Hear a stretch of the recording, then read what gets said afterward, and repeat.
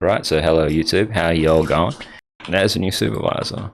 And this is the bit that I'm waiting for, because everyone who I speak to just waves a magic wand and says, I think this, I think that, I said this in an email, so it's law and fact. And I respect the fact that the university is a self-governing institution and all this stuff. But as far as I'm concerned, as a student or whatever, I'm just trying to do it. And then everyone's just shooting off emails saying, it's this, it's that, it's this, it's that. I don't know, just get your act together. That's why I was saying before, like, I don't even want to do these anymore because of how bad this experience has just been. Anyway, so we got to meet with this new supervised person. They're incredible, right? They're an incredible person. Very lucky to have the opportunity to work with someone like them. And I really can't wait.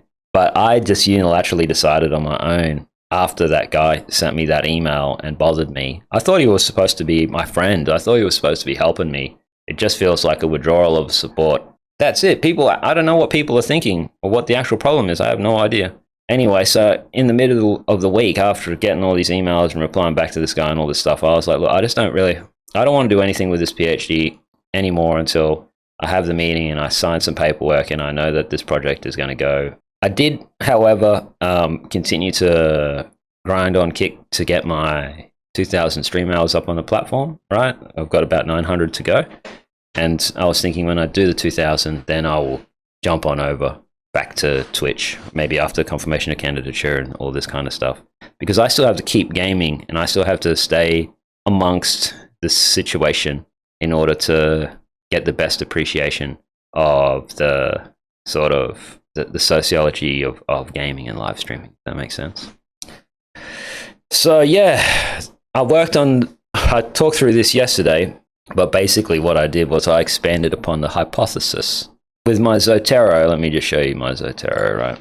We also did the in vivo training, but because I don't have a supervisor, from what I understand, I can't get in vivo without supervisory approval or something like this, because it requires a license key, costs the university money or something.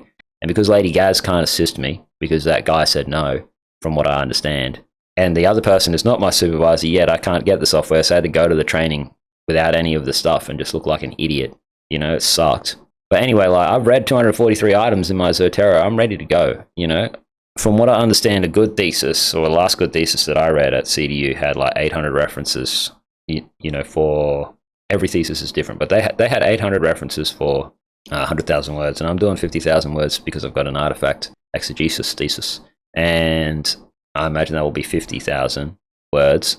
So if I'm at 250 references, I've got about 150 more to go, but I think I'll have a lot more than that, simply just due to my reading list in the areas that I want to go off and explore and things like this to help me better contextualize and synergize my 5-factor model.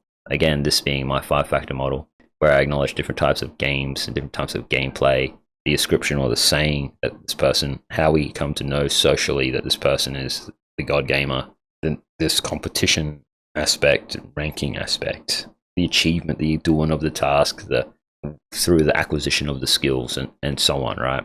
So this original model then, let's talk about this. The idea was that you're going to have a lot of people who play and have lots of fun, but might not have that much ability. And then you have a lot of people with lots of ability, but they don't really play. And then you're going to have these people like Rival Gaz who kind of ebb and flow between both, right? And then you can see it kind of there you can see it kind of, whoa, stop it. You can see it kind of here with this average streamer being like in the middle. And this was a hypothesis suggesting that if I went out and got additional, when we get ethical approval and all this kind of stuff, when we go and get survey data, we might be able to plot something like this, right? But then what I did was I started thinking in terms of continuums, and I mirrored the curve.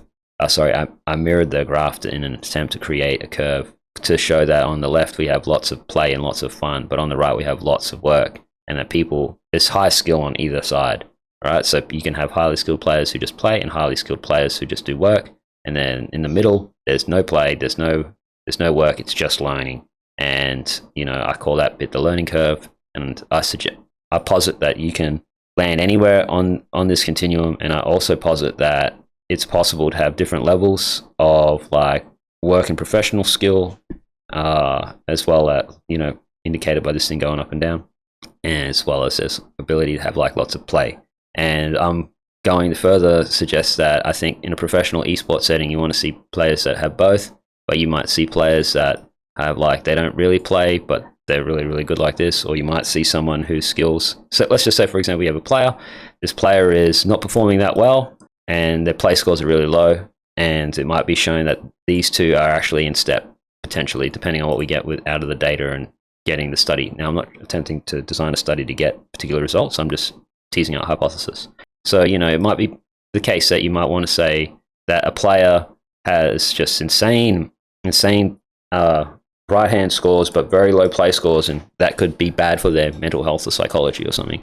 Or you might have a player who's doing a lot of this, and then they're underperforming in this area, and you're like, look, underperforming in this area, we got to get these scores up for you or something. You can kind of begin to see how I'm approaching the utility dimension of what I'm thinking with my research and where I want to go with it eventually.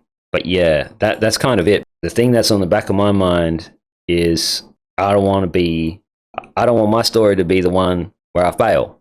So that way people will be like, oh, if it was the Bible, I don't want my passage to be like, and that's how he died, the idiot gamer. No, I want it to be something wicked. Do you know what I mean? It's like you need to be like Rival Gaz, where he uninstalled the game only to reinstall it and get the highest score ever known to man. Hell yeah, that's way cooler. All right, guys, I'm gonna keep going with the stream, but I am gonna hit finish on the recording. Next Friday, I hope to have good news, but you got to get it out there. You got to get it out there. If you keep bottling it up, oh man, you're gonna have a lot of bottles, aren't you?